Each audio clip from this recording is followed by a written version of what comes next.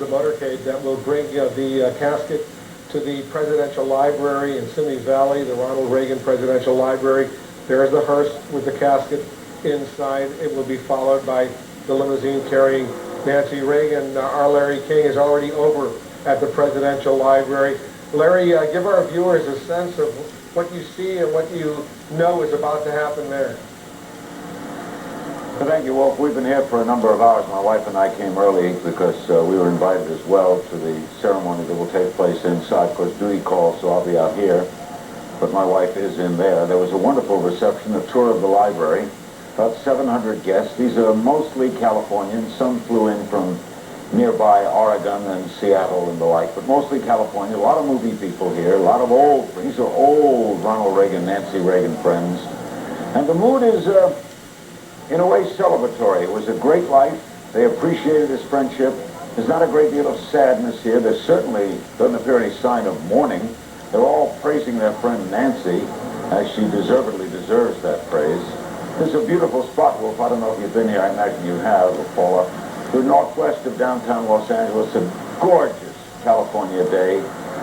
Ronald Reagan picked out this site because he shot many Western films here in the Simi Valley area, and when you drive in, you can see how easily Westerns could have been shot here.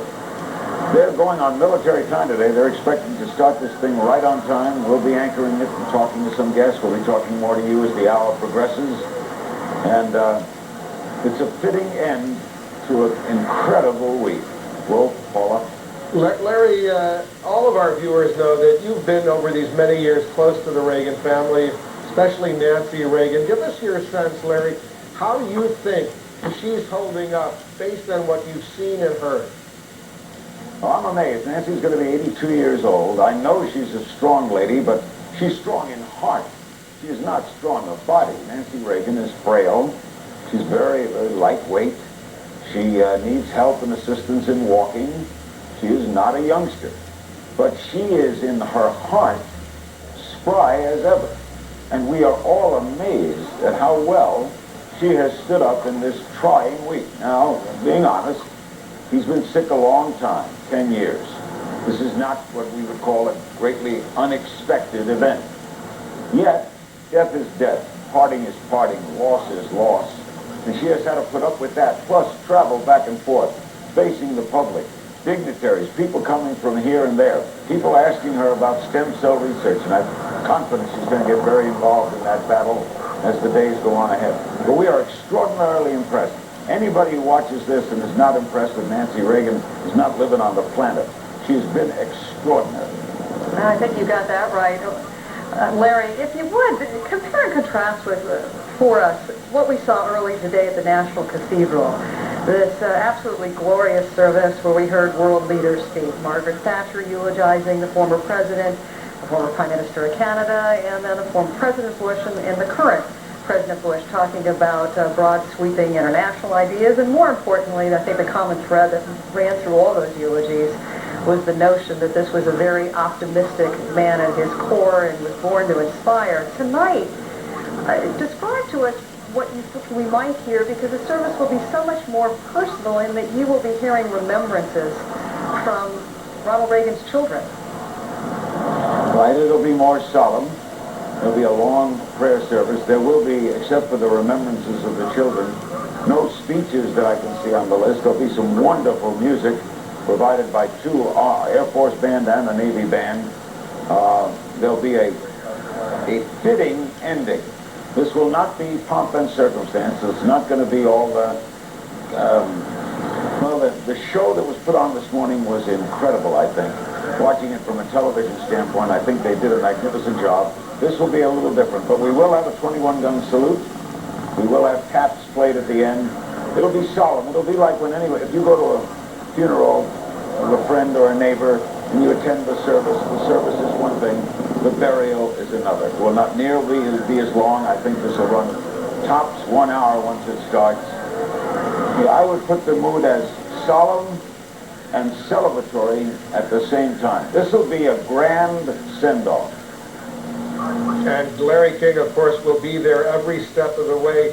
Larry, stand by for a moment as we see this motorcade begin to leave the Naval Air Station at Point MUGU and make its way over to where you are at the Ronald Reagan Presidential Library. Already inside is our Candy Crowley. She's there as well. Candy, give us a little bit of the flavor from your vantage point. Well, I'm inside looking north out into the valley. This is one gorgeous day and has been all along. I'd say there may be a third full, maybe a little more than that. People have been kind of coming in.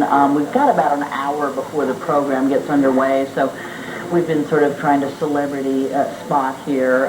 We've seen Wayne Newton. We've seen a number of people in the movie industry. I think it's as Larry describes it. This is not it's a somber occasion, but this is not a weeping crowd. This is more a salute. I was looking at those kids in the pictures that are waving the flags out at Point MUGU, and if you didn't know what it was, it looks like the beginning of a rally. So this is sort of a mix here.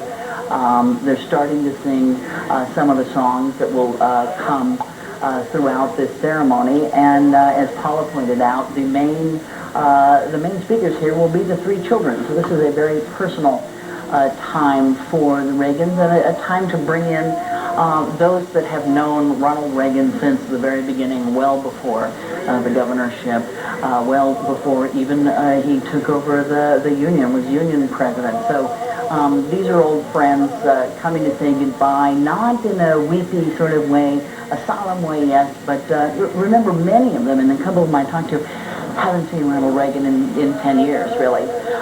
So they had lost him and lost his closeness, and this is sort of the real end to it. So they've had 10 long years to be without him. Candy, thanks so much. Let's bring Jeff Greenfield back into the discussion. Jeff, I know the tone of the ceremony that is about to unfold comes as no surprise to you. You have talked a lot this week about how not only was Ronald Reagan the oldest man ever elected to be president, but this is a man who had been out of office for some 15 years, and the American public was very much in touch with his almost decade-long battle with Alzheimer's. And you said this probably should be viewed as more, the whole week's activities as more of a commemoration than anything else. Yeah, I think when Larry King described it as more of a celebration, that's just as fitting. The other part that this reminds us of is that, we never really know which presidents are going to be consequential and which will not. I mean, every time there's an election, we always hear the same chant. How in a nation this big can we come up with these two guys? Is this any way to elect a president? Whatever happened to great presidents? 100 years ago, a British scholar wrote, "Why great men are no longer chosen president." That was before Theodore Roosevelt and Franklin Roosevelt. Well, we had that same reaction back in 1980. My Lord, Carter and Reagan, I mean, is that the best we can do? What happened to the giants? And now, from a perspective of 15 years later, again, we're going to have a lot of arguments about the policies that he implemented, but there is no question that Ronald Reagan was, in a political sense, a giant. I'll say it again, I think, the most consequential president since FDR.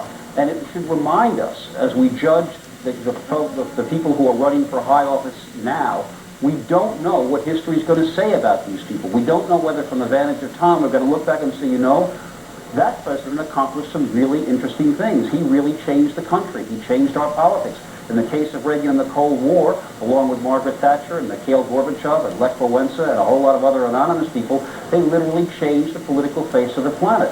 Well, maybe that should be a lesson, Paula and Wolf, and I'm talking to myself now, that as we look at this campaign ahead, we shouldn't be quite so quick to assume we know the dimensions of the people who are going to choose to lead us. History has some very interesting lessons about that, Paula. We will shy away from any questions that ever lead you in that direction, Jeff Greenfield.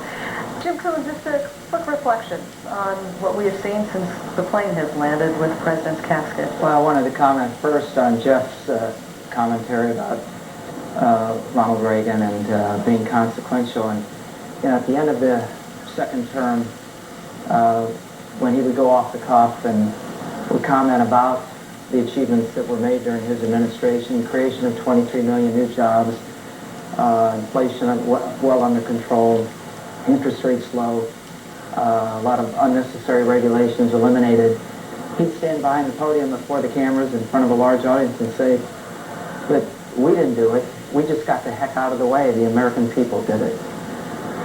Ronald Reagan's, classic way of never taking credit for anything.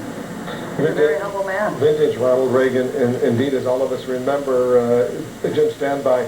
Larry King is over at the Ronald Reagan Presidential Library. I'm fascinated, Larry, by a point that you made earlier, that if the service at the National Cathedral here in Washington earlier today was a celebration of Ronald Reagan's 8 years as President of the United States, the service that's about to take place where you are will be a celebration of his earlier life, including those days in Hollywood. Talk a little bit about that. Ronald Reagan was a very popular American figure long before he entered politics. Well, he was not what you would call a superstar. He was a rung below. His films were generally successful. He turned down the role in Casablanca, which eventually went to Humphrey Bogart. There's a funny story. When Lew Wasserman and Sonny Werblin, both have gone now, were his agents. They were his agents throughout his career. When Ronald Reagan was elected, at his inaugural, there was a receiving line at a big party. When Lew Wasserman and Sonny Werblin walked up to him, he said to them, "If you guys were better agents, I wouldn't have this job." That's the kind of stories that people are telling here at the reception. Stories of Ronald Reagan as an actor, as a broadcaster back in Illinois. And then the service that you're going to see will begin, if it begins promptly, and military guys usually begin promptly, it will start right at 9 o'clock Eastern. They'll be hailed to the chief. By the way, the first living president to be honored with that was Andrew Jackson in 1829. There'll be an invocation, the Battle Hymn of the Republic, words of remembrance from the children. We have a statement from Jane Wyman, Ronald Reagan's first wife, who says that he was a great, kind, and gentle man, and that America has lost a great president. The Reverend John Danforth, the former senator, will also be tapped to recite "The Lord is my shepherd," the reading of the 23rd Psalm. There'll be ruffles and flourishes, the national anthem, the hymn "My Country 'Tis of Thee," the witness from the officiant, the 21-gun salute, the benediction, a 3-volley of musketry, and taps. That's the program coming ahead. And Larry, you're going to walk us through every step of that program, starting at the top of the hour, 9 p.m. Eastern, 6 p.m. Pacific. Larry, stand by. Paula wants to bring in one of our reporters along the motorcade. Yeah, we're just beginning to get a sense for some of these pictures, how many people have gathered along this procession route to pay their respects to Ronald Reagan. Let's check in with Miguel Marquez, who has been out there most of the afternoon as these lines began to develop. Miguel, share with us what you've seen. California's Department of Public Safety believes that tens of thousands of people will show up. They say that their estimates run as high as 300,000, between 100,000 and 300,000 people will line the route. It's 29 miles. It'll take about 45 minutes for that car, the hearse carrying the body of President Reagan, to make its way up to the library. There are mostly Republicans out here that we have found, and as Larry King said a short time ago, even though it's a solemn day, it's certainly celebratory up there at the library, and it's certainly celebratory down here by more people than just Republicans, though. I want to bring in Mary Laurie, who is a lifelong Democrat and also a Reagan voter, a Reagan Democrat. What was so special about this president? As a president, he had already served wonderful terms as governor in the state of California, so I had to vote for a native Californian and an Irish descendant also. And he brought back all the pride in the military after the Vietnam. I'm the wife of a Vietnam veteran and a mother of a son who is in the service as well. And we should say you're also fifth generation Californian. Why was it so important to come out here today? I just felt I had to be part of the history of California and the United States at this time. My family came to California during the gold rush and has lived here ever since. And he is part of California history. And your most enduring memory of the president? Actually, I liked his movies, too. I was a kid when they were on TV, but I remember my father met him one time when he was working for the U.S. government in the San Francisco or Sacramento office of the governor. And the picture hangs on my father's wall to this day with him shaking Reagan's hand. Thank you very much. Very nice to meet you. We also have somebody out here who was even too young to ever vote for Ronald Reagan, but he's out here today. Born in 1978, was in the Navy. The first person you voted for, Corey Hughes, here with me, was Bill Clinton in 1996. Why come out here today? I just think that it's a really big event, and I mean, there's so many people out here, young and old, and it's just really amazing to see just so many people come out and just support and respect, whether they voted for him or not, and whether they, respected what he did or not. They just know that he was a very important person in our country. Do you have any memory of Ronald Reagan, and what is your most enduring memory? I was growing up, below 10 years old when he was a president in office, but I do remember knowing a lot about him and just learning about him in school and watching a lot of the great things that he was accomplishing. I may have been too young to completely understand what was going on, but looking back now, I really realize how many great things he did for our country and other countries as well. It's certainly been a week of remembrance and memory of him. What has moved you the most during this week? I think on Monday night when I stood in line for 7 hours up at the Moore Park College in order to get to the library, it was just amazing to see the military members standing next to the coffin, and it was just a very moving experience, and I gave a salute for him and everything, because being a veteran, and just really show my respect for the man. Thank you very much. Very nice to meet you. Take care. So tens of thousands of people out here, certainly at this point. They may expect more. The hearse and the motorcade, the final motorcade for the former president will be by here in about 15, 20 minutes, it seems. On its way to Simi Valley, the Reagan National Library, halfway between Bel Air, where he lived, and Rancho del Cielo, the Ranch of the Sky, his ranch up in Santa Barbara, where he made it so famous during his presidency. Back And Miguel, how far into the motorcade route are you? We're a few miles south or southwest of the library itself.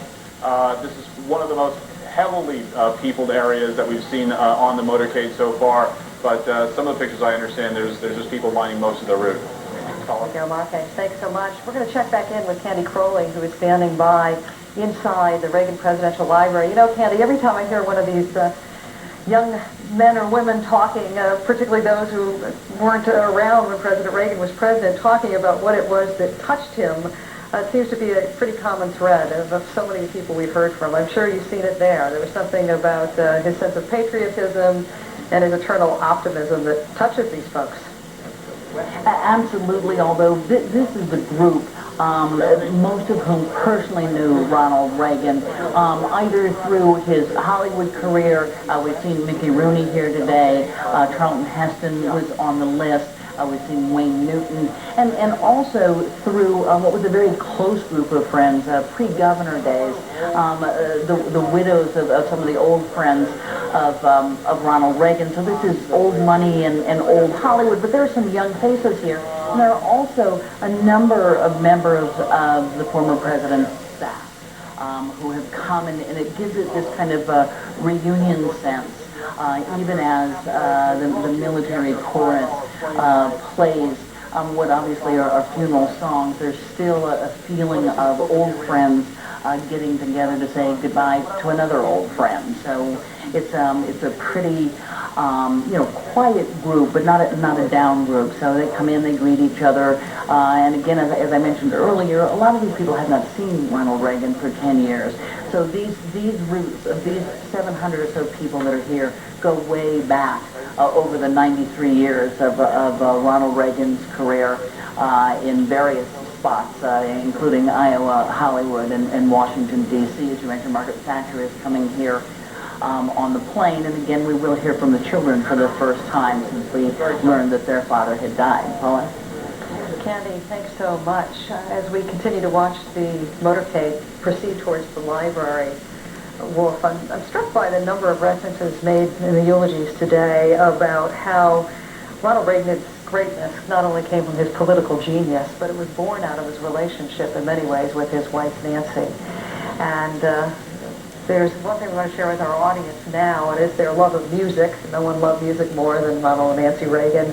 They loved lyrics, they loved rhythm, they loved to dance, especially to American popular music. And their song was Our Love Is Here to Stay by Ira and George Gershwin, so much so that Ronnie, as Nancy would call him, would have actually Nancy sing it to him. They also loved the rendition the incomparable Michael Feinstein, a Gershwin aficionado who was often invited by the Reagans to play at the White House. And yesterday, Michael Feinstein played for us at the Jefferson Hotel here in Washington.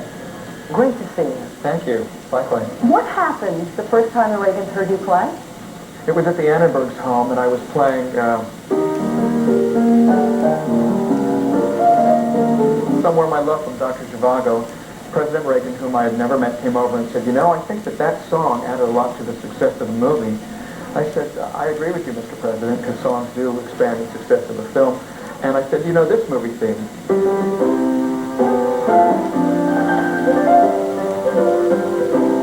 And he looked at me and he said, that's King's Row. That was my best movie. And I said, yes, I'm glad you recognized it. And from there, we had a conversation about music, and I discovered that he was an avid fan of American popular music and knew a lot about composers and songwriters. And I was in heaven listening to the President of the United States not only tell me stories about great songwriters, but also hearing him sing at the sing-alongs at the Annenbergs later. What was it about their favorite song? Our Love Is Here to Stay. This spoke to him. Was it the beautiful lyrics?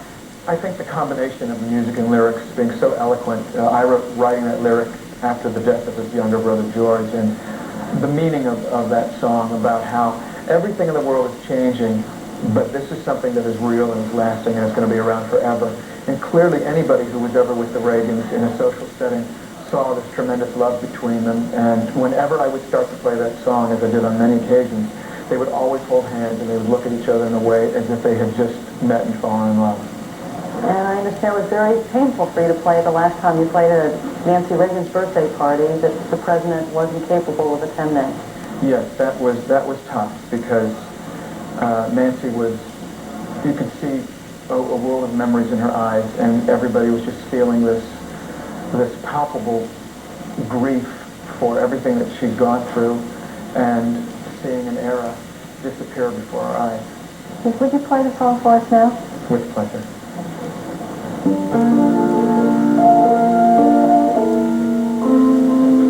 more I read the papers, the less I comprehend the world and all its changes, and how it all will end.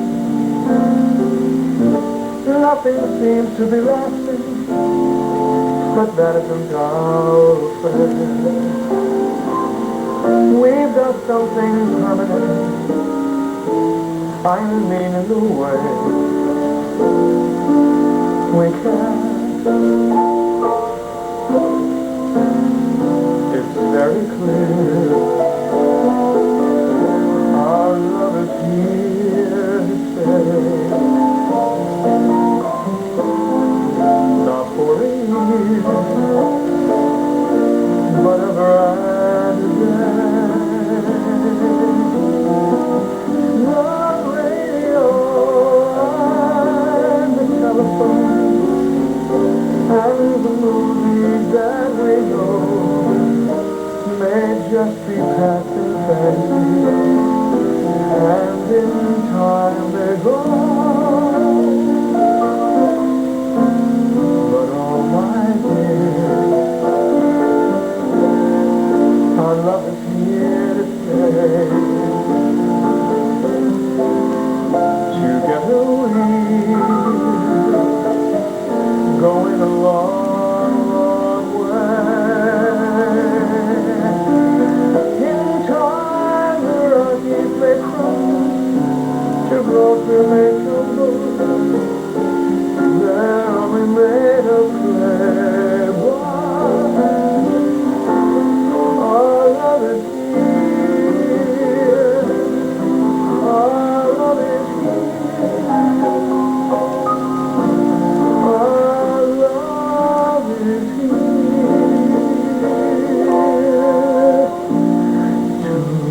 to stay.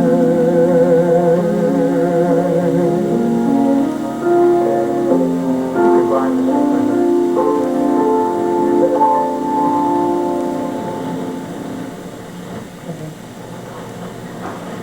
What a beautiful look back at so many of those memories. in the Reagan's life. I don't know, I know, Wolf, you had a chance to read some of what Nancy Reagan wrote this week in Time magazine, and I think it was so beautiful. And she said, I think, when she wrote of her husband, I think they broke the mold when they made Ronnie. He was a man of strong principles and integrity. He had absolutely no ego. He was comfortable in his own skin. Therefore, he didn't feel he ever had to prove anything to anyone. He said what he thought, and he believed. Paula, that was so beautiful, the way Michael Feinstein did that, the way you went over there to the Jefferson Hotel and got him to sing that song. That love affair is so special. Let me just point out to those viewers who may just be tuning in, on the left part of our screen, we're seeing that motorcade make its way over to the Presidential Library, the Reagan Presidential Library. The right part of the screen, we already see the library where the service will take place, scheduled to begin in about a half hour or so from now. Larry King is going to be walking us through that service shortly. No one more qualified to better help us understand what is about to unfold. Larry, when you heard Michael Feinstein sing that song, knowing this love affair between Ronald and Nancy Reagan, as well as you do, what went through your mind? Now, of course, we talked about that song a lot. I would have lunch with Nancy, I would say, once a month. In fact, I had the honor of emceeing that dinner 2 weeks ago when she made that strong statement about embryonic stem cell research. She loved that song. That was their song. They had an incredible romance. It was a romance right from the get-go. In fact, in March of 1995, Nancy took me on a tour of the Reagan Library here in Simi Valley, and there were some great stories, including one about the marriage proposal from Ron. Watch. Did he propose? Of course, he told my father. Before he asked you? Mm-hmm. And? And my father said fine.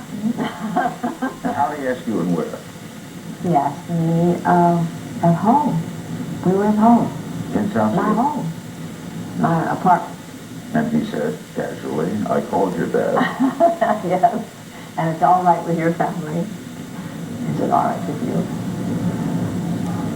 Were you coy? No. And I don't think he thought I would be. And by the way, tomorrow night we're going to repeat on Larry King Live a bunch of interviews that I did with Nancy Reagan, tie them all together, and then Sunday night, Wolf and Paula will repeat the last interview we did with the president. That was back in late 1990 or early 1991. So Nancy Reagan tomorrow night and President Reagan on Sunday night. And the beginning of this motorcade is starting to come right behind us. We just saw a couple of motorcycles and a van go by. That tells us that it's not too far away, and they're going to keep right to time. This thing should start right on time, guys. Wolf? You know, Larry, as you point out, this whole week has been military precision personified. Almost everything has unfolded to the second, literally.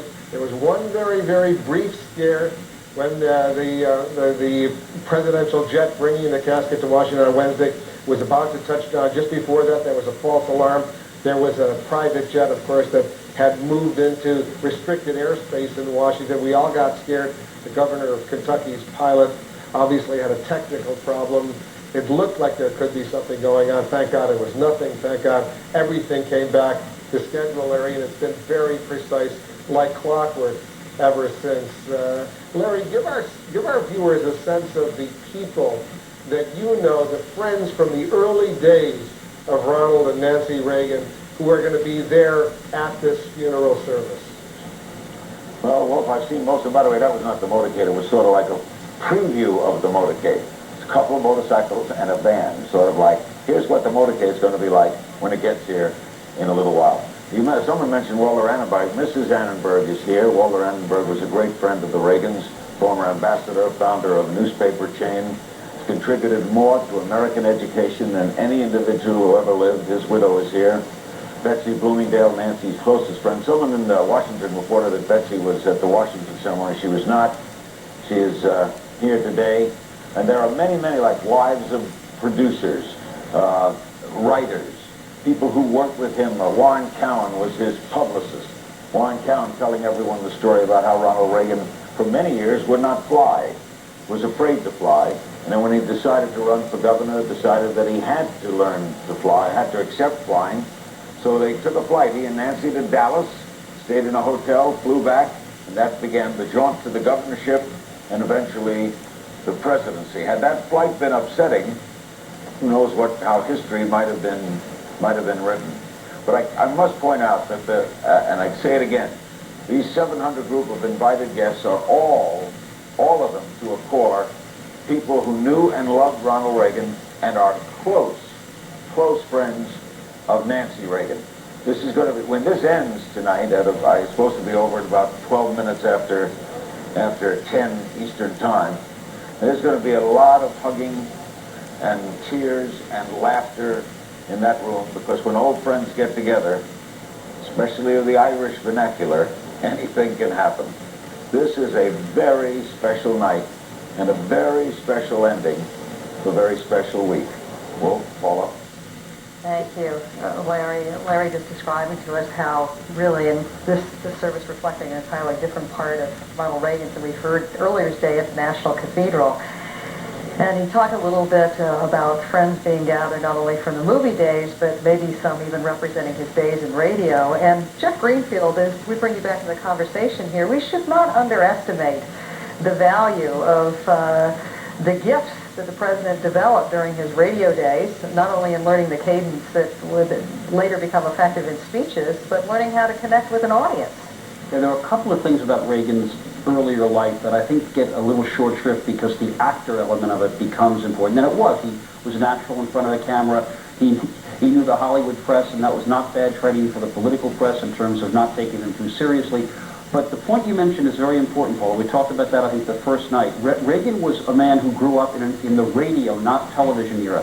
And he was one of the most gifted speakers for the ear of anybody I've ever seen in politics. He understood inflection. He understood language. His hero was, after all, Franklin Delano Roosevelt, whose fireside chats became famous. And the other part of that career was when he went to work for General Electric. Older folks like me remember him as host of the GE Theater. He went all across the country talking to GE workers in plants and factories and offices all over the country, answering questions. He had more experience talking face-to-face with ordinary Americans than any politician who spent his life or her life in the state legislature or Congress. And the last thing I just want to mention, and this is a certain irony, Hollywood is and always has been an overwhelmingly liberal community. We had a glimpse of Norman Lear coming into the ceremony tonight. Norman Lear, creator of All in the Family, creator also of People for the American Way, a liberal interest group. The people that Larry mentioned and you mentioned, Wayne Newton, Tom Selleck, Charlton Heston, are a group of sort of semi-endangered Hollywood conservatives. I'm using that phrase ironically. Face with ordinary Americans than any politician who spent his life or her life in the state legislature or Congress.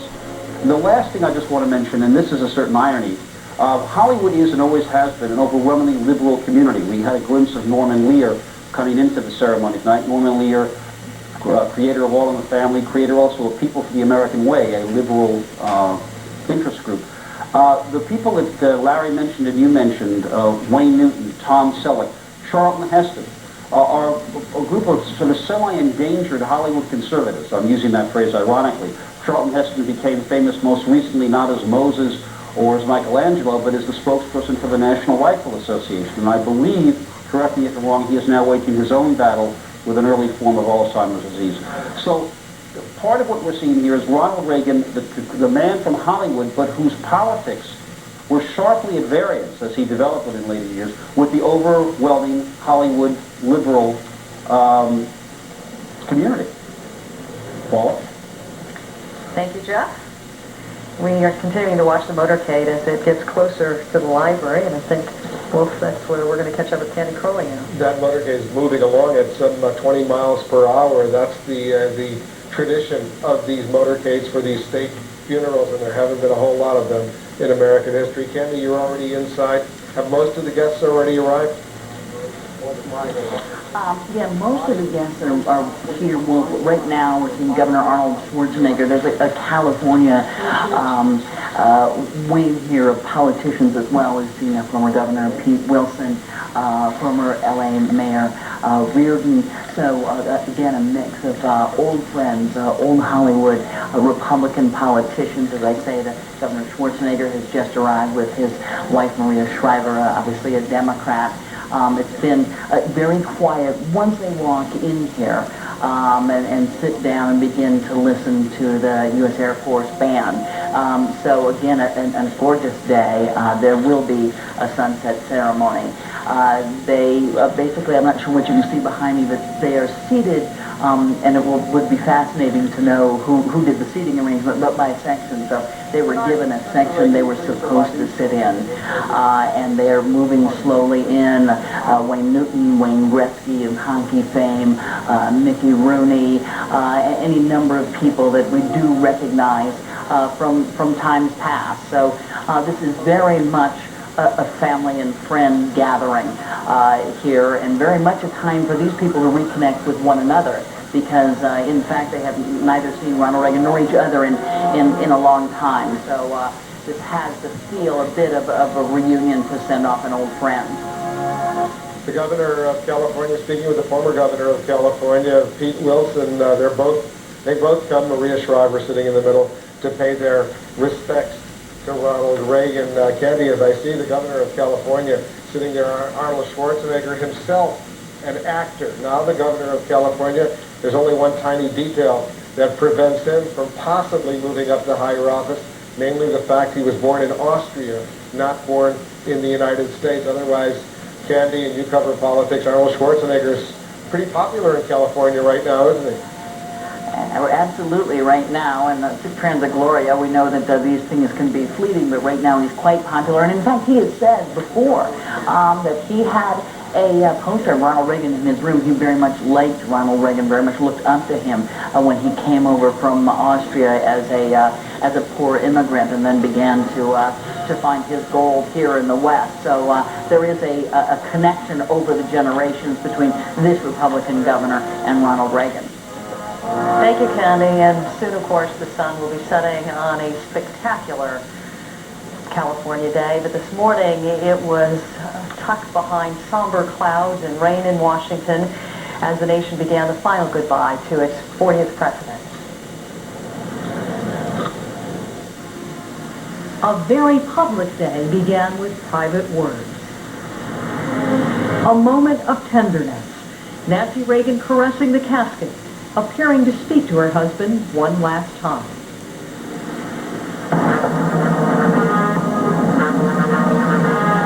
With this, the nation witnessed the ritual of the first presidential state funeral since Lyndon Johnson, 31 years ago. At the National Cathedral, former presidents Ford, Carter, Bush, and Clinton joined President George W. Bush and dignitaries from around the world. Many of today's speakers were chosen personally by President Reagan.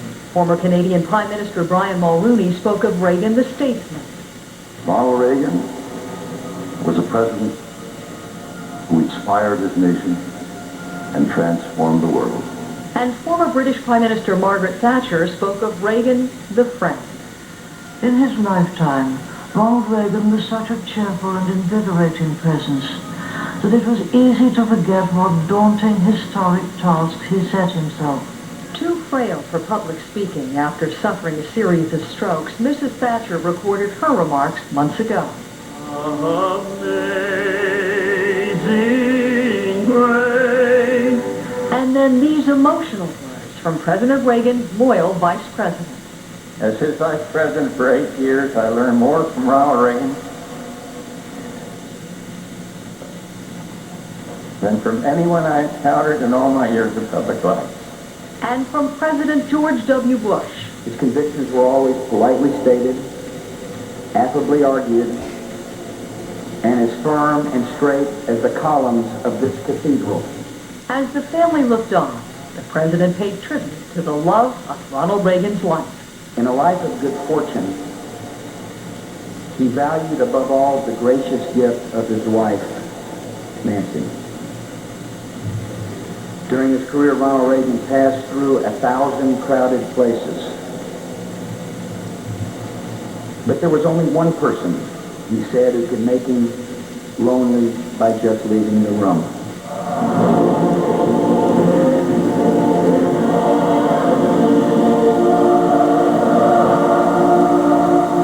Ronald Reagan's final goodbye in the nation's capital. A 21-gun salute for the former Commander-in-Chief at Andrews Air Force Base and the long journey home to his resting place in California.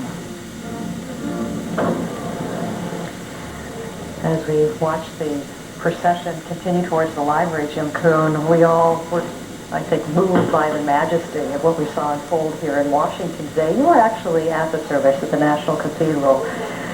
Having been the executive assistant to President Reagan, what struck you most about the eulogies and the common thread we saw in the eulogies? Certainly the remarks by Prime Minister Thatcher, former Prime Minister Thatcher, former Prime Minister Mulroney, but even more significantly, what former President Bush said, the impact that Ronald Reagan had on his life more so than anybody else in all of his public years. Well, that was particularly, I think, touching to a lot of people to see is former President Bush and is one is publicly given to sharing his emotions. Yes, and it's something that I think a lot of us that logged a lot of years with Ronald Reagan were hoping for and maybe expected years earlier when that exchange of power took place 15 and a half years ago. And but once George Bush was always very gracious to the Reagans and was never, ever, in the 8 years that he was vice president, was loyal, never upstaged president once. But there was never that significant statement that I guess we were all looking for, and it happened today. He's such a class man, he waited until the final day to deliver those And what were you words. looking for? Just the acknowledgement? Yes. Ronald Reagan And was what a gifted Ronald- human being and what his Correct. contribution. Correct. And he said it today. He said it so eloquently. And he said it with such sentimentality, he choked up and So much meaning. almost Yes. broke down. Jim Standby and Miguel Marquez is along this motorcade route. He's watching with the crowds. Miguel, tell us where you are and what you're seeing. Well, we're a few miles southwest of the library. I want to bring somebody in. The DPS is expecting, Department of Public Safety expecting about 100,000, maybe as many as 300,000 people to line this route. I'm here with a very special person. You hang out in California for any length of time and you find somebody famous, Sparky Anderson of baseball fame. What made this president so special? The people believed him. They felt, okay, I'll put it this way. You asked what was Ronald Reagan, you could touch him. That means this, when people say, what do you mean you can touch? That means he never goes above you, he never goes below you, he is you. Like Ronald Reagan, I talked to him on the phone when we won in '84, and he was unbelievable, and a great Cub fan, you know, and I told him, sorry I wasn't a Cub, but you're the greatest announcer. Well, Vince Scully might be, but you're the greatest announcer I've ever heard. And he just laughed like that. He loved baseball, but he loved people more than anything. He transcended politics as well? Oh, gosh, yeah. You know, this thing about politics, he was able to be him. He comes from a poor environment. How many presidents of the United States were poor? I want to know. List them all. This guy was for real, and as I said, if ever we've had a president, nobody was like Ronald Reagan. Thank you very much, sir. I just love this thing. You know, we're going to find on the street. He's out here to see the motorcade come by. We expect it in just a few minutes. Wolf? All right, Miguel Marquez along this motorcade moving, Paula, at approximately 20 miles per hour. That's the custom, the tradition, the hearse leading this motorcade, followed by the limousine carrying Nancy Reagan to this service at the Presidential Library. And we have learned now that most of the invited guests are already at the library in place. And I think we should go back to Larry King now to get a better sense of what he is seeing from there. But Larry, as you hear a couple of guest reporters have talked with tonight, it's a reminder how effectively President Reagan was able to bridge that gap between his one-time life in Hollywood with his life in Washington.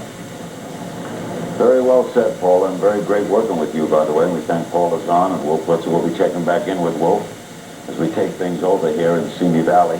And joining us is Gary Foster, a very close friend of the Reagan family, the former White House staffer, one of the key organizers of today's ceremony, and director of press advance for Ronald Reagan. How's it going so far? It's not a hitch, actually. You know, it's unbelievable over the last 5 days. We've gotten 100,000 people up this mountaintop to let them pay respects to the president. We're organized an event that we think will do just beautiful justice to the president in a couple hours here. What was the most difficult part? It was probably the logistical aspect of getting all of those people up to this mountaintop. There was an unbelievable outpouring of affection for the president, but unfortunately it was rather challenging to let them come up here. And there's no parking, there's windy roads, so we worked with quite a few municipalities, law enforcement. They could not have been more cooperative. With us is Gary Foster. Let's check in Washington with former Senator Bob Dole, the Republican presidential nominee. Senator Dole, what were your thoughts watching that this morning and watching this tonight? I was so pleased that so many people, just good middle-class Americans, still believe in Ronald Reagan and what he stood for and the changes he made in America. You didn't see many suits, many ties. You just saw a lot of great Americans who loved this guy because Sparky Anderson just said a few moments ago, you know, he knew who he was, and he was as nice to you as he was to the next guy or the next lady or whatever. Whether you're rich, poor, whatever religion, whatever color, it didn't make any difference to President Reagan. Would you call it, Senator Dole, a fitting tribute? Oh, I thought it was very fitting. I mean, he had people there that you know, Vice President Bush, then President Bush, and then the real President Bush, and Margaret Thatcher, Prime Minister Mulroney. I mean, it was just a very fitting tribute to a great guy.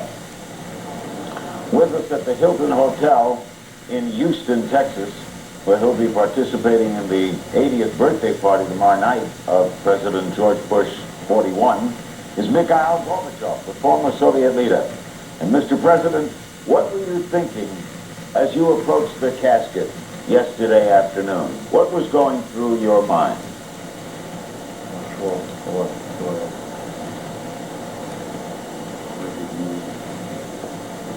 Well, during these days, I've been thinking again about many things that happened in the past. It was the world of destiny that at the most difficult time that the world was going through, when it seemed that only a miracle could stop the process of confrontation and of tension. We were able together to stop it, and this was done thanks to the fact that the U.S. leadership, particularly the President of the United States, President Reagan, and the Soviet leadership understood where the world was moving and how far the arms race had gone. I remembered when I was there, the history between us. It is really unique. It all began when, after the first meeting in Geneva, we even exchanged some bitter remarks. But in Geneva, 2 days were enough for us to begin to understand each other, and we adopted a statement saying that nuclear war cannot be won and must never be fought. It was a difficult dialogue. I will not want to be simplistic. It was a very difficult dialogue. But then trust emerged, and it became easier to solve the problems. And he turned out to be the person with whom we were able to get along and then to become friends. And my opinion of President Reagan is very high. We'll be checking back with the former president of the Soviet Union. Let's go back to Washington. Ed MEESE, the Attorney General in the Reagan administration from 1985 through 88. Ed MEESE is a California. Why aren't you out here, Ed? I couldn't get back there. I was here for today's ceremonies, and I have to be here in Virginia tomorrow. What did you think of the ceremonies today? I thought they were outstanding. I thought they were extremely fitting for Ronald Reagan. I think it was a way in which we combined two things. One, a picture of him as president and what he accomplished for the country, but also, I think, through the tributes and through what has happened through this whole week, was this outpouring of affection and gratitude from the American people. I thought all that was combined in the talks and in the ceremony today. I think particularly the music, everything combined to be a most appropriate tribute to a great president. The motorcade is approaching. Well, Blitzer, what was your assessment of what happened this morning? I think it was an incredible day, historically speaking, for all Americans. And what I was also impressed by was the fact that people all over the world, Larry, were watching this event. CNN and CNN International carried this live to more than 200 countries around the world, and I think they were impressed. This is the first time in more than 30 years we've had this here in the United States, and it's the closest thing we get to some sort of event along this kind of along these lines. A national day of mourning, a state funeral. Ronald Reagan, who did so much to change the world, literally, I don't think you can say he single-handedly ended the Cold War and defeated the Soviet Union, but the steps that he took, I don't think there's any doubt, at least contributed significantly to that event, those events, and I think the outpouring of affection reflected that. Gary Foster, we are seeing something extraordinary here. There's the motorcade heading close up to us now. Now the other side of the road, people heading east or south, it's like a parking lot. I guess they're just looking, right? No one's stopping them. Right. They're not forced to stop. They're doing it on their own. This is something to watch. I guess that's just a way of paying respect. Being in Simi Valley is about halfway between Los Angeles and his beloved ranch up in Santa Barbara. So this is truly the heart of Reagan country right here. So it's not surprising that we're going to be seeing large crowds. Bob Dole, what do you think his legacy will be? Well, first let me say it's an honor to be on the program with President Gorbachev. I mean, it takes two to tango, and without the friendship that developed between the presidents, I don't know what would have happened, but because they were able to, cut through a lot of the bureaucracy and trust each other, the world was certainly a safer place. And I want to thank him for that. I think President Reagan divided, in my view, Ed Meese was much closer to President Reagan than I was, but from the legislator's standpoint, the first term was sort of domestic policy, the second term was foreign policy, and I think there are probably three things that be in the legacy. First of all, the domestic policy, the tax cuts, the economy, and then, of course, helping or being the primary mover in ending the Cold War.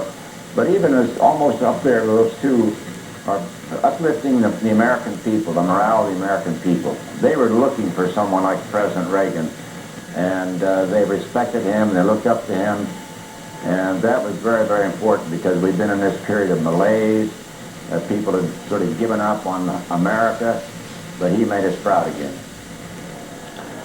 President Gorbachev, we know of the wonderful relationship you had with your late wife, Raisa. When you were together with the Reagans, was that comparable? Did you see a lot in them of what you had with your wife? У них так как у вас. Да, вы правы, что... You're right. We saw, and everyone saw, the relationship. Ronald and Nancy never concealed their love, their relationship. They were extremely close. They were real friends. And this was really something similar, although, of course, each of us has one's own life and destiny, but just like President Reagan, I received great support from my wife, moral support, and I admire Nancy Reagan. She's a wonderful, a beautiful woman, and in her grief, she was very courageous. This is a wonderful example of a family and of the kind of relations between man and woman, and of the role of a woman in the life of a political leader. Yesterday I had a meeting with her, and we had a very sincere and warm conversation about that time, and we have been in contact with Nancy Reagan these years. We've been in correspondence all these years. Well, that's very nice to hear. Ed Meese, are you at all surprised by the outpouring this week? Well, I think all of us have been very gratified by the extent. I know we all expected it, but I must say it's exceeded even my expectations of how the public would react. And I think what happened in California with, I understand, over 100,000 people lining up, people were still lined up here today when they had to cut off the viewing. And I think that this outpouring of affection and gratitude is just a tremendous thing for recognition of this great president. If you're just joining us, we're in Simi Valley. I'm Larry King. This is kind of a special edition of Larry King Live. It is the coverage of the laying to rest of the 40th President of the United States, Ronald Reagan. That caravan there, you see the lead car, is approaching the Reagan Library here at Simi Valley, where 700 friends of the former president, the late president, and the First Lady are gathered for this special service. Wolf Blitzer, were you, and I don't know if Paul is still with you, but were you surprised at the outpouring? Yes, I was surprised. I was, a week ago at this time, Larry, in Normandy, getting ready to cover the 60th anniversary of D-Day, and all of a sudden, of course, we began to get word early that Saturday morning, a week ago tomorrow, that Ronald Reagan may be getting close to the end, and of course, we began to prepare for that development. But even when it happened around 1 p.m. Pacific time, Saturday afternoon, and 4 o'clock Eastern time in the afternoon, it was already late into the night in France. It did come as a significant, a stunning development, even though, I guess with hindsight, none of us should have been all that surprised.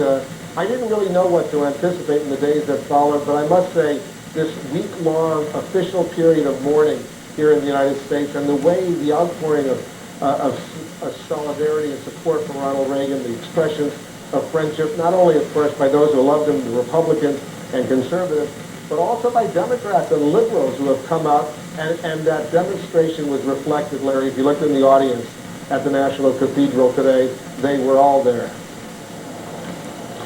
Well, Gary, I know military things run on time, but guess what? Run a little bit late. A little bit late. They tell us about 12 minutes from now. It should have arrived now. So, Mr. Foster, how do we explain this? We actually had a little time built in to allow the motorcade to slow down when he gets to some residential areas to let people pay their respects one last time. And so we're fully aware, and I think it'll still go off without a hitch once he gets up here. Sure. Is that some sort of rule that Wolf mentioned, 20 miles an hour? It will actually maybe slow down to as slow as 5 or 10 miles an hour once he gets into some residential areas here in a few blocks. But no, there's no rule. Senator Dole, have you ever seen anything like this? Not really. No, and I've been around for a while.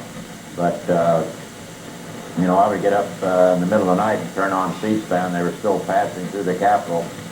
And it was really impressive. But, you know, everybody agrees that President Reagan was a great guy, a nice guy. We also, he had a great record. We sometimes overlook the record, what he was able to achieve. We didn't win them all. I remember one time we'd had a big victory. He called and said, "What can I do for you?" I said, "Please call my mother. She's in the hospital." He said, "Give me her number." He made the call within 30 minutes. Yeah.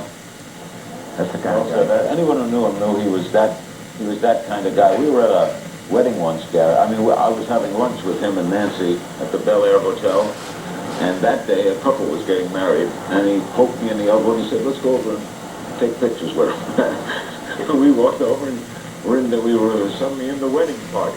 You know, and it's a shame that because of the confines that he had when he was president, even governed to a certain extent, that he couldn't do a lot of that because he really enjoyed it. And once he left office and came back here to California, there's stories like that all the time. You know, we'd go to church and hang out for half hour just greeting people and be seen on the golf course, and people would approach him and he'd tell stories and jokes, and he just, I think relished actually being out of office so he could do quite a bit of that. What are the plans, Gary, regarding the children speaking today?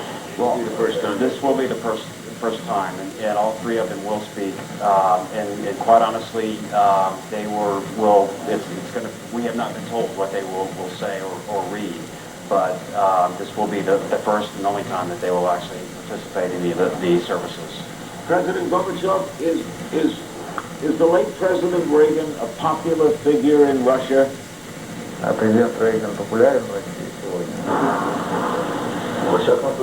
Well, certainly he is among those who are remembered, and they remember his visit to Moscow, they remember his behavior, they remember his remarks. President Reagan was initially considered as just a hawk, as just a person who is a fierce anti-communist and who had some kind of special hatred toward the Soviet Union. But time later showed that, well, indeed there were things that he rejected, that he could not accept, and he rejected those things that we ultimately rejected too. That he was a person who had a big heart, a person who had his values, and a person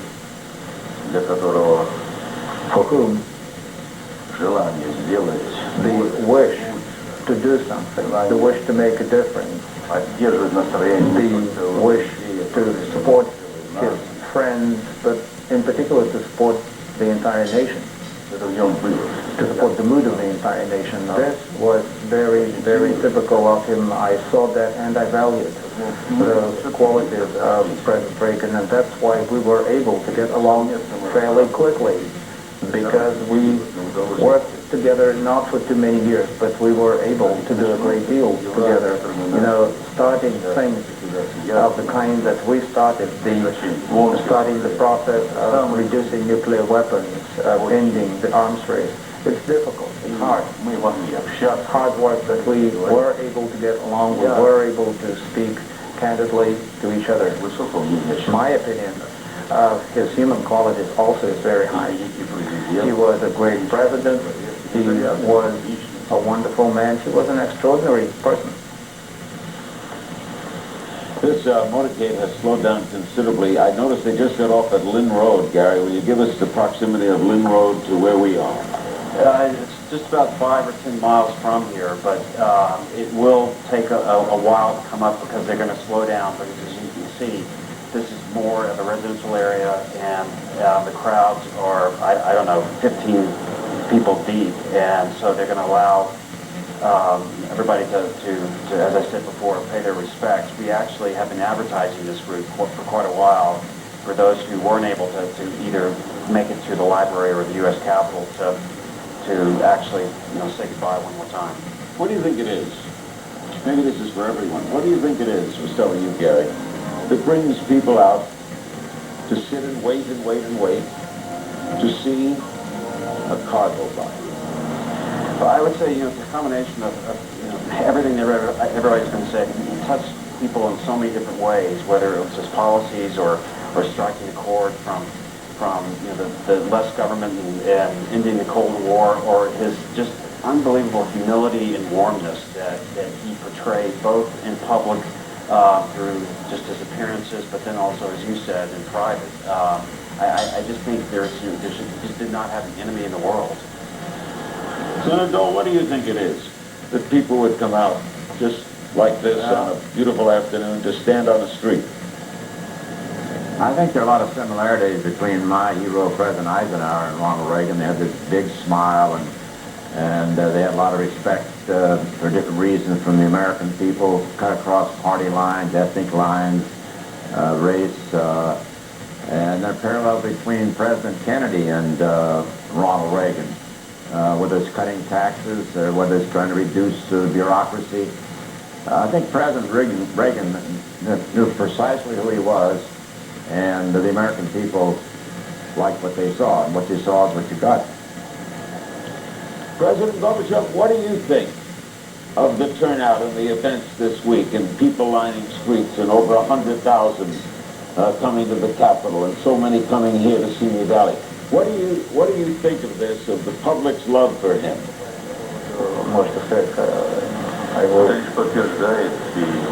Well, that just goes to show, to prove that I was right when I've been saying over these days, both in Russia and here, when I came here, that President Reagan certainly was someone who did a great deal for his own nation and for the world. And I think that people are paying tribute to this man who was thinking about people and who was doing a great deal for the people to make their lives better. But he certainly, at MEESE, was not controversial, right? I mean, there was a lot of people who disagreed strongly with Reagan policy. Было немало людей, которые резко были против политики Рейгана все-таки. That he was controversial in the sense that he had policies that some people disagreed with, but I think part of it was the fact that he could deal with people who disagreed without being disagreeable. And I know that's a cliche, but it certainly was true in his case. You remember Tip O'Neill, when Tip was Speaker of the House of Representatives, there was a lot of differences of opinion on a number of subjects, from tax cuts to supporting the freedom fighters in Nicaragua. But as Ronald Reagan used to say, after 6 o'clock, we're friends. And so they would put aside the differences, they'd have a drink or two together and swap Irish stories, and that was Ronald Reagan. As for Wolf, you pointed out that the liberals, Democrats have turned out en masse for this. Is this kind of a... They're not saying we feel sorry, we disagree with you, but they are saying we like you, right? Everybody's saying that. Everybody's saying they liked Ronald Reagan, they admired him, his optimism, his happiness, the sense that he was a politician. You could make a deal with him. All the Democrats recalling, yes, they disagreed with him on various policies, but he was a president of the United States that they respected, that they admired, that they could work with and get the job done. I wonder, while we're waiting, Larry, for this motorcade to make its way to the Presidential Library where you are, one quick question I've always been interested in asking Mikhail Gorbachev, if I could, and ask him this, because I was there in the Soviet Union at the time. It was August 1991, after the Gulf War. There was a coup d'etat against him, against Gorbachev in Moscow, and eventually turned out to be a failed coup d'etat. But I've always been interested in wondering, had that coup succeeded and he had been prevented from returning to office, he were arrested, would the Cold War still be in business today? Would the Soviet Union still be in business today? Советский Союз тоже существовал. No, this coup could not succeed. It was a reckless adventure of those who were against the reforms, of those who were against perestroika, when they saw that their time was a reckless adventure of those who were against the reforms, of those who were against perestroika, when they saw that their time was passing, that despite all difficulties, perestroika was moving forward. They did what they did one day before the signing of a new union treaty that would have created a different union, a decentralized, a democratic union. And I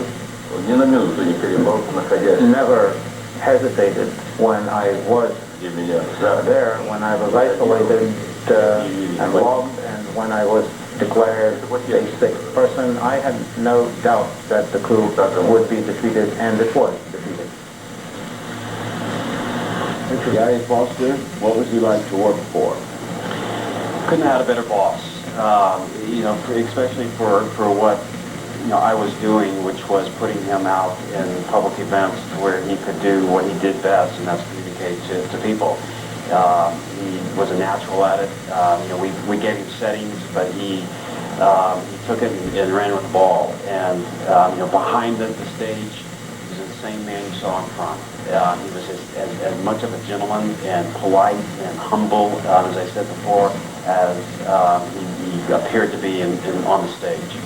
We're talking with Gary Foster, a close friend of the Reagan family, former White House staffer, and one of the key organizers of this event today, which will wind up soon here at the Reagan Library for the ceremonies and the laying to rest of the 40th president. Also with us is the former Soviet leader MIKHAIL Gorbachev, Senator Bob Dole, the former Senate Majority Leader, Ed MEESE, the former Attorney General, and CNN anchor Wolf Blitzer. One of his closest political friends, former British Prime Minister Margaret Thatcher, paid respect to her good friend at today's National Cathedral service. And although Lady Thatcher was in attendance, in fact she flew on the plane with Nancy Reagan and is coming here tonight, her message was pre-recorded because of her own health problems. Listen. As Prime Minister, I worked closely with Ronald Reagan for 8 of the most important years of all our lives. We talked regularly, both before and after his presidency, and I've had time and cause to reflect on what made him a great president. Ronald Reagan knew his own mind. He had firm principles, and I believe right ones. He expounded them clearly. He acted upon them decisively. When the world threw problems at the White House, he was not baffled or disorientated or overwhelmed. He knew almost instinctively what to do. Senator Dole, how do you explain Thatcher-Reagan? Well, it's a great friendship. Again, they trusted each other. They were friends. They had the same philosophy. They stuck to their guns. You know, she didn't wobble. Don't get wobbly. I remember she saying one time to President Bush 41, and he didn't, of course. But I think it's just that, you know, both conservative, but had some flexibility, willing to compromise, civility. I mean, all these things that we've talked about. Ed MEESE, did he and Margaret Thatcher genuinely also, in addition to agreeing, like each other? Yes, they certainly did. They had a lot of, they liked to joke together. They spent a lot of time together at these industrial summits when they attended, as well as on other visits. You remember Margaret Thatcher was had the first luncheon from a foreign head of government after Ronald Reagan was inaugurated, because they had already met, they had already talked, and he was very fond of her, what she had done in England, but then also from that point on, their friendship developed. One of the things that was very important was they reinforced each other, because almost all the heads of state that attended those industrial summits at the start of their respective terms were socialists. And so they really carried the banner. And interestingly enough, when Ronald Reagan left office, almost all of the heads of state of the seven industrialized nations were center-right or free enterprise-oriented. Gary Foster, we are being told now that this motorcade is about 15 minutes away. Is that what you read? Do you know the area? Yes, and in fact, I'm sitting here with my BlackBerry in my lap and just got a message from somebody in the motorcade who's actually worked for Ronald Reagan since 1979 when he was running for president, and has been virtually every rally and parade route that he ever took, and he said he has never seen anything like this before. Really? Yes. Yeah, well, it was a very short message, but he said it was literally hundreds of thousands of people, and he's never seen such a sustained crowd for so long, even during his presidency. Wolf, what do you make of this? Well, it's an amazing development. It underscores how special Ronald Reagan was to so many Americans. And it's not just Americans who remember him necessarily personally, because we've seen a lot of young people out there as well, Larry. Well, you asked earlier why people do this, why they just go out on the street and want to get a glimpse of this hearse, of this motorcade, of these limousines that are moving forward. I think they sense that this is history unfolding right now, and it's one opportunity that they have they'll be able to share with their children and their grandchildren. I remember when I was a young kid growing up in Buffalo, New York, Larry, I don't know if you went through an experience like this, but I remember once in the town of Tonawanda, a suburb, I had heard with a bunch of my buddies, and I was in junior high, that Bobby Kennedy was running for the Senate in New York State and was going to be at some event. And we just decided we're going to stop playing baseball, we're going to go over there and get a glimpse. I didn't even know who Bobby Kennedy was, but I knew that he was the brother of President Kennedy, and I just wanted to see it. And you know what? All these years later, Larry, I still remember very vividly that glimpse of Bobby Kennedy when he was running for the Senate in New York State. Yeah. Also, Gary, you would attest to this, how much President Reagan loved sweets. Not just jelly beans. Because I had lunch with him once, and he had a hot fudge sundae for dessert, and he scraped the bowl. Well, it was He funny. loved hot fudge sundae. The only advantage of him traveling to events without Mrs. Reagan, because you knew he would much rather have her by his side at all times, was he got to eat the dessert when he went on the road. You know, she helped him watch his weight and eat a healthy diet, and very seldom had a dessert when she was around. But when he was on the road without her, that was his biggest treat, was being able to eat his dessert. It could be safely said that Nancy eats like a bird. Yes, Nancy does not have much of an appetite. Not have a huge appetite. As we await this motorcade's arrival at the Presidential Library, again, running late because of unexpected crowds of people lining streets, causing the motorcade to slow down. They were due here to start this ceremony 17 minutes ago, and now they tell us they're about 10 to 12 minutes away. Let's show you some highlights of today's services at the National Cathedral.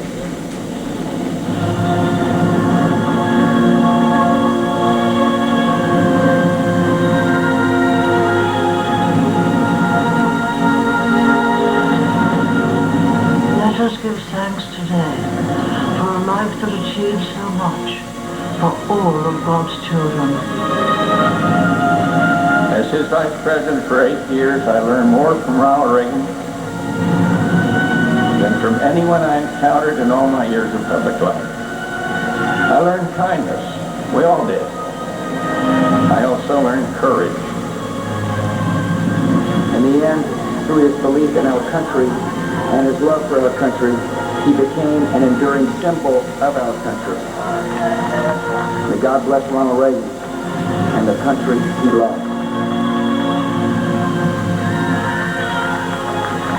Senator Dole, how did President Bush equip himself today, do you think? Oh, I think he did very well. And you talk about parallels, there are a lot of President Bush, Ronald Reagan parallels too, about the economy, about cutting taxes, about staying on message, about sticking with your message. But I think it was the tone, it was just the right tone. Talking about President Reagan, not about himself, not about anything that might, upset anybody in the political area. It was all about President Reagan. I thought it was just right. Ed Meese mentioning Tip O'Neill as they did, and Ronald Reagan, and that unusual friendship and laughs and jokes. That doesn't seem to exist today, correct? I think that there's much less civility today, positions have hardened, and I think that friendly spirit between two sides coming together after 6 o'clock is pretty hard to find. It's tough. It's tough out there. What went wrong, Senator Dole? I remember once President Reagan was kidding. He said, "Why should I remember all our names? Only about a half of them vote for me anyway." We were down there talking about who voted this way and that way. But, well, I don't know. I think this may help us a little bit. I think the American people are going to view it for almost for 5 days.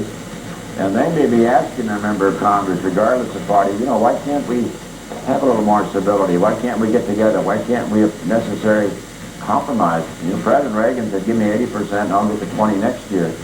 And I think that's the spirit that's going to be around for a long. This is going to last for a while. This isn't going to disappear tomorrow morning. My view is it's going to last for some time. What do you think, Wolf? When did it change? When did we become less civil? We all thought after 9/11 that we would be back at that level of civility in the political discourse of our country, that we would never again have the kind of bitter partisanship that had been so frequent in let's say, during the Clinton years, for example, when things got ugly on many, many occasions. But we've recently seen, and I think Senator Dole will agree, a return to that kind of bitterness, that political acrimony, the kind of spirit that he doesn't like, the kind of spirit he's hoping will disappear, at least in the short term. Unfortunately, I'm not as upbeat as Senator Dole, because I sense in the coming days, especially after the sunset service tonight, politics are going to come back pretty quickly. All the bitterness is going to roar right back as we get closer to the conventions and the November 2nd election. It's just going to be a heated political campaign over the next few weeks and months. And I'm not sure that the Ronald Reagan national period of mourning is necessarily going to spill over and create a new era of goodwill, if you will. But there'd be an opportunity. Senator Dole, what do you think of that, and then Ed Meese? Well, I think probably, you know, Wolf is the expert, but I think you're going to see some of this again at the Republican convention. Obviously, Ronald Reagan is going to be a centerpiece in what happens in the Republican. But that's going to be a message again to all the American people, not just Republicans. So my view is that it's going to last. I think, you know, to be a little bit political, I think it's a plus for President Bush. Ed? Well, I've been concerned particularly. I don't know that we've ever had as much division between the parties while the nation has been at war. And we are at war right now, and I've been particularly disturbed by the attacks on the commander-in-chief, particularly from some of those who don't only disagree with his policies, but have made the attacks personal. And I think that kind of bitterness doesn't belong in a country like ours. But what caused it? I don't know. Maybe it has something to do with leadership. Maybe it has something to do with just the way in which the parties have perhaps gotten more hardened in their positions and perhaps more polarized. Well, it's a very close division in Congress, too, and that always leads to, you know, more confrontation. And when it's 51 to 49 in the Senate, that makes it very difficult for either leader to have much of an impact. That's true, and of course... Gary Foster, tell us... I'm sorry, go ahead.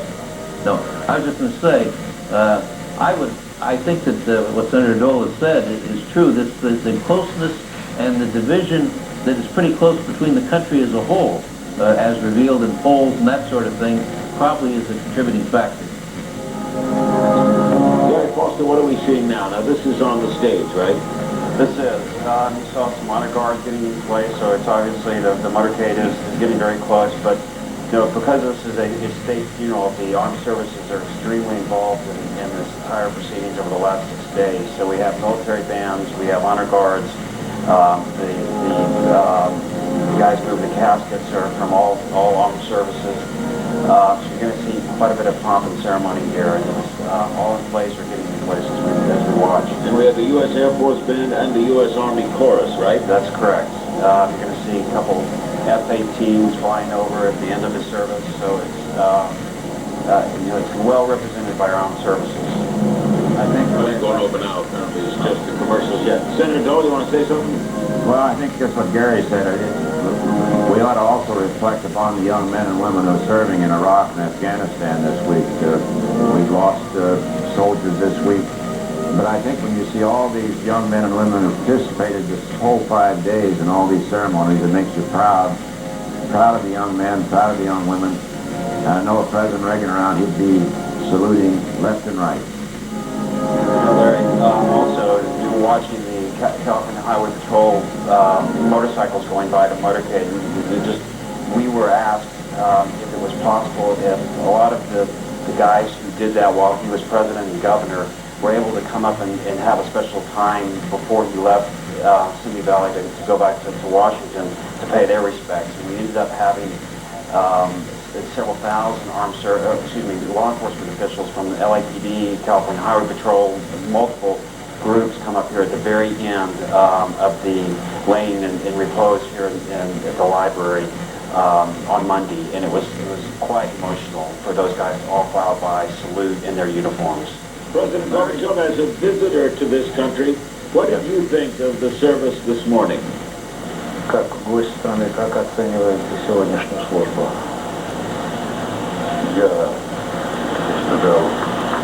I had the feeling that was very emotional when this farewell to the president was happening.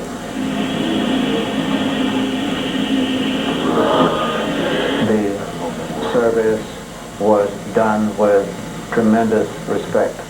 It was extremely well organized. It was really very impressive. And perhaps all television channels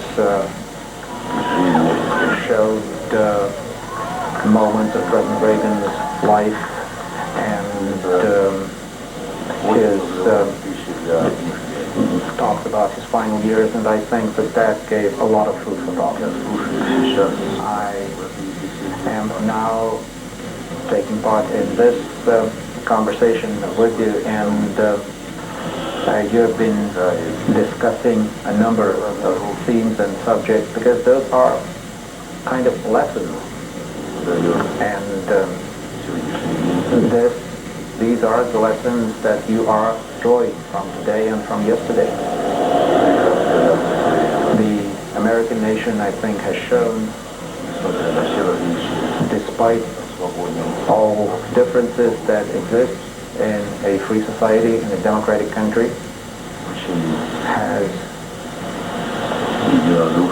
shown itself quite unanimous in expressing the feeling of gratitude. And you may be right that this is precisely because people are comparing the politics of today and the politics of that time, particularly during the second term of his presidency. Gary Foster, what can you tell us? Where are we now? Well, we're here in a helicopter that's just above the motorcade, so he's just a matter of minutes away. Now, give us how they come in here. Well, they come up Presidential Drive, It's a winding which road. is a winding road up to the Pictures top. of presidents. Yes, yes, with all 42 presidents on the way up. Right above us. And we'll arrive at the front of the library. Mrs. Reagan will get out of her limousine. Once she's in place, the casket will be removed from the hearse. It will be transported through the courtyard of the library, through the library itself, and out to the backyard for the ceremony. Following the ceremony, the burial, will that take part of it too, the placing of the body in the ground? Yes, once the ceremony is over, the casket will proceed over to the place of burial. Mrs. Reagan will follow, be put in place. She will be allowed a few moments to say her final goodbye. Reverend Benning, who is their pastor, will say an invocation, taps the 21-gun salute, and the folding of the flag is presented to Mrs. Reagan. It's going to be quite emotional. The casket actually is going to be preceded by a bagpipe that will be playing Amazing Grace that I think will be very, very emotional. At some services, they'll throw pebbles on the casket or some sort of reminder of People's Association. People, all the guests here, all 700 guests, once Mrs. Reagan leaves, will be able to file by. So I'm sure we will see everybody paying respects in their own way. Now we have pulling in right behind us about 5 or 6 California Highway patrolmen on motorcycles. We hear a helicopter directly above our heads. What you see, of course, is we are where now? We are looking out. Is that SIMI Valley? This is SIMI Valley, and we're on one of the mountaintops overlooking the valley. It's just, as you were talking earlier, it's a spectacular sight that this library sits on top of. The library is right sort of there behind us, That's right? correct. That's correct, right over our shoulders. This is some scene, Senator Dole. I wish you were here. This is an incredible setting. Have you been to this library? I've been there. I had the great honor to speak there on one occasion, and it is a beautiful sight. Stanford University made a big mistake when they're the losers, and they deserve to lose because all those liberal professors didn't want anything to do with President Reagan. What is that story? I don't know. Well, I think that maybe Ed Meese could fill you in, but I think that's the original plan. I may be wrong, but... No, Larry, originally the thought was that the Presidential Library would be up on Stanford University in Northern California, where it would be close to the Hoover Institution, where a number of people had worked for the Reagan administration. And there were some objections on the campus there, unfortunately, from some of the more liberal people. Ronald Reagan said, well, if there's going to be any controversy, we'll have to find someplace else. And of course, they found it what is probably, in the long run, a much better spot down where it is now in SIMI Valley. It's a beautiful place. I was honored to be on one of the trustees, the founding trustees that built the library initially, and it's just a marvelous site. And I think in the long run, it worked out for the best. which is kind of typical of Ronald Reagan, I think, in what's happened in his life.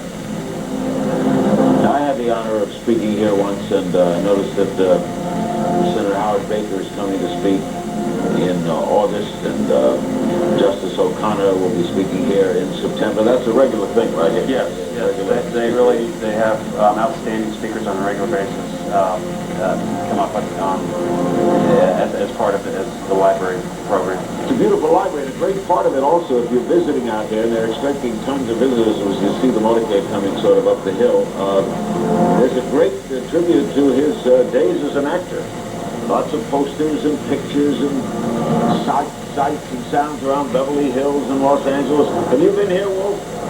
Yes, I've been there, Larry, and it is a fabulous place to visit, to experience history. Anyone who wants to learn something about Ronald Reagan will appreciate what's going on. The other day, when I was in Normandy, France, covering the D-Day anniversary, Douglas Brinkley, the presidential historian, was there. He was just there not that long ago, a few weeks ago, and he had some access to some of Ronald Reagan's diaries.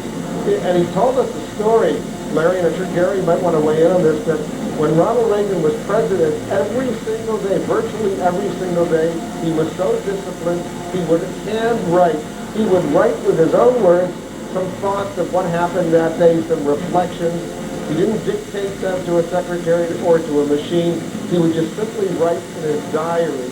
And those diaries are going to be made available to historians in the not-too-distant future.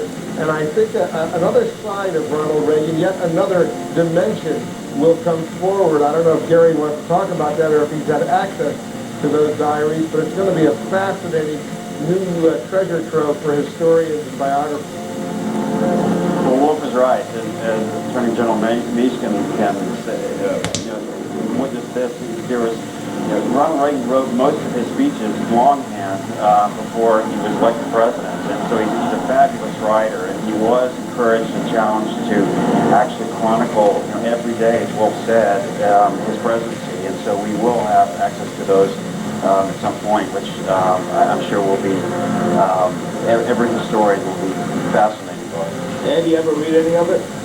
I've never read any, but he told me about some of the entries that he's made over the years, and I think it's correct, he was a very disciplined person.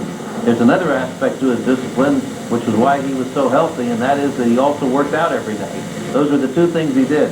Do his exercises, treadmill and weightlifting, and also write in his daily journal.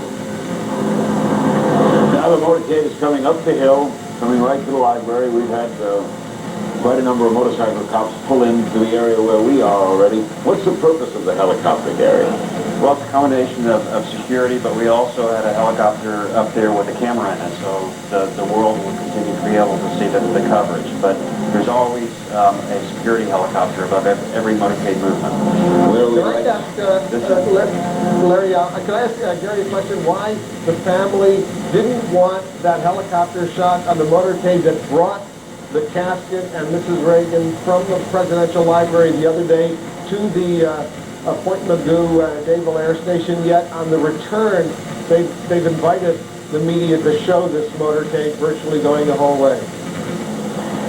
It was not the family's decision. Unfortunately, in this era in which we live in, there's probably no fewer than a dozen agencies that had to approve it, and unfortunately we did not get all those agencies to approve it. And in fact, the Secret Service agent that's in charge of this entire event, he was on the phone this morning with Homeland Security to finally get the approval for the helicopter today. But airspace and all security arrangements have been elevated just tremendously, even since I was in the White House 10 years ago, because of the era in which we live in today. Where is the hearse now, Gary? This presidential drive, just literally a matter of a few hundred feet away from where we're sitting. So we should be seeing this. Will it come right behind us? Yes, come right behind us. Okay, we're sort of around this bend here, right? Yes, yes.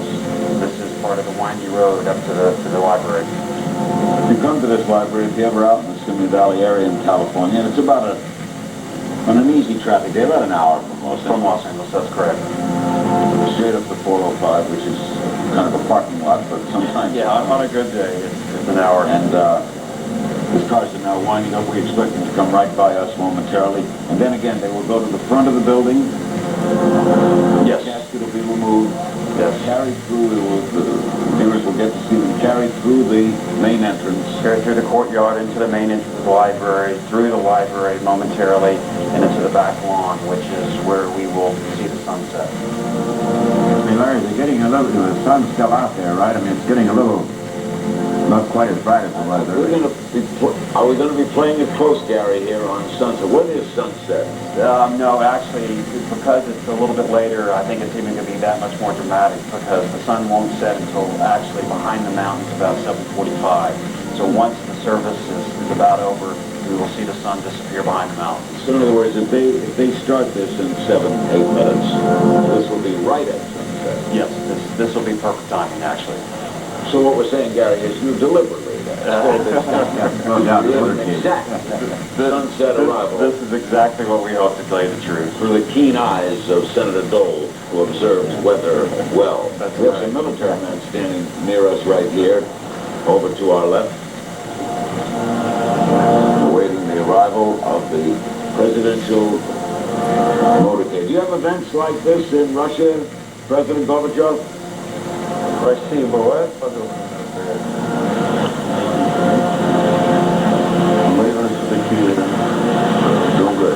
Well, I would say that the tradition is different in Russia. Although, of course, there is a farewell. And there is the viewing of the body in the coffin. And there is music that accompanies the event, and there are remarks and speeches made at the civil service. I want to interrupt you, Mr. President, just a moment. The hearse is, this is the hearse, is it not? Yes. It's right by us, Gary. We are right next to it. And there we see the flag-draped coffin. The cars behind us. And as they pull around this turn, they're going to be right at the entrance to the building, right? That's correct. Correct. You see it stop, Mr. Reagan get out of her limo momentarily. Is the wind blowing out there a little? Not bad. No, there's a nice breeze, but it's not too bad. Larry, what's the service? Excuse me, Larry, is it a 1-hour service? Is that what we anticipate? Yeah, right, Gary? Yeah, so Wait, about 1 I hour. rated it to Yes. exactly 1 hour service. That's correct.